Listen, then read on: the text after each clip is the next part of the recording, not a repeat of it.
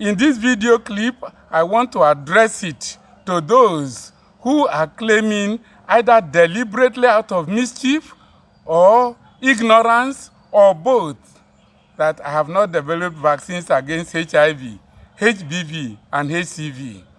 They talk about scientific research. My work was published in the Vaccine International Journal as far back as 2004. Here is a copy of the Vaccine Journal that published my work. Here is the original copy.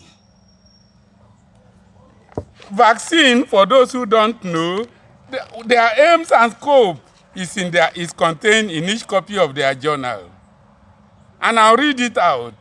It says, vaccine is the preeminent journal for those interested in vaccines and vaccination.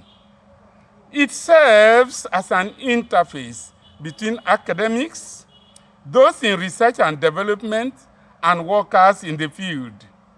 Relevant topics range from basic research through to applications, safety, and legislation.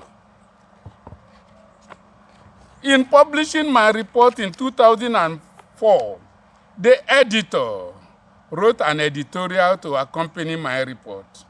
That editorial says it all, and I want to read it to you for you to see the editorial. The editorial is titled Jeremiah Abalaka and HIV in Nigeria. This is 2004, 15 years ago. Jeremiah Abalaka is a doctor who practices medicine in central Nigeria in Abuja, Nigeria's capital city, over 300 miles inland from the country's port city of Lagos. He, like most citizens, is concerned about the prevailing epidemic of HIV. As a general surgeon with additional training in immunology, he has augmented reasons to worry, in that by doing his job, he's exposed to the infective agent more than most. Being resourceful, he elected to make a vaccine that would protect himself against the disease caused by HIV. In 1996, he began to experiment on himself. I have chosen, against the advice of senior colleagues, to publish the report he produced, detailing his efforts and the ensuing results. You will find it following this editorial. Readers are justified in asking why I chose to take up space in this journal to present them with this story. I trust that the explanation I provide below will allay their reservations and that they will join with me in seeking to help those most affected by the devastating HIV epidemic in Africa. By encouraging efforts to arrive at a vaccine in the absence of a fully developed knowledge base and a sophisticated, stringent, and uncompromising regulatory agency to assure efficacy, safety, and consistency. There are several features of the Abalaka report that set it apart from the papers that appear regularly in this journal. Firstly, readers will notice that I've agreed with the author that he need not present a detailed description of how he made his vaccine. He will, however, provide those details in full to those who contact him directly and are prepared to sign an agreement about the use to which the information may give rise. Additionally, he has provided this author with a detailed account of the process he uses, so that I am able to assure readers that to the best of my understanding, the method he deployed is at least a plausible approach to a vaccine. Bracket. I spent much of my active career in R&D, that's research and development, on the scale-up and enhancement of processes for the generation of virus vaccines from cells grown or held in culture. But I did not experience the production of vaccines based on human blood. Bracket close. Another area of contention is the validity of the assays quoted in the report. While Abalaka did everything in his power to make sure that these gave reliable indications of blood parameters following treatments to vaccination, it is always possible that such data may be fabricated. My assessment of this situation is that the data are as real as they can be. As the method section relates, some of the testing was based on the use of kits derived from recognized Western laboratories. And the patients who were interested in knowing more about their condition and its progress bore the cost of the tests. Another question is, are the quoted assays telling us the way the situation really is? It is well known and recognized by Abalaka and others that the way samples are handled can affect results considerably. And this is particularly so in a country like Nigeria with a hot ambient temperature most of the year. Indeed, when all the assay data are put together, there does not seem to be much effect of the repeated treatments to vaccinations on either increases in weight or increases in the CD4 counts, though this rose slightly in the regression analysis. There are two further pieces of this work that need comment.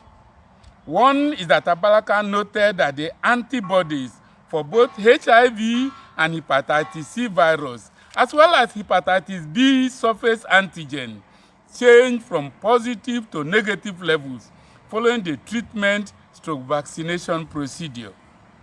Whenever such data was obtained, I have suggested it be presented in a table against the patient number. This would allow for a subsequent examination of these patients to see if they remain negative, having been so assessed previously. In any case, these data are remarkable as they fly in the face of current concepts of immunology.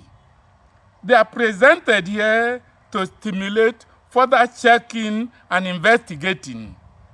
We should also note that there's much current work in the West on the co-infection with the GBVC virus to lower levels of HIV in human patients. A final comment needs to be made on the courage of Abalaka in taking his own treatment vaccination and deliberately infecting himself with heterologous blood of a patient who is known to express high levels of antibody to HIV.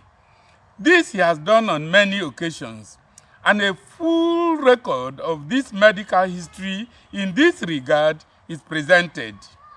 He has also had his blood tested in recognized laboratories in London, which confirmed the negative findings of the African laboratories.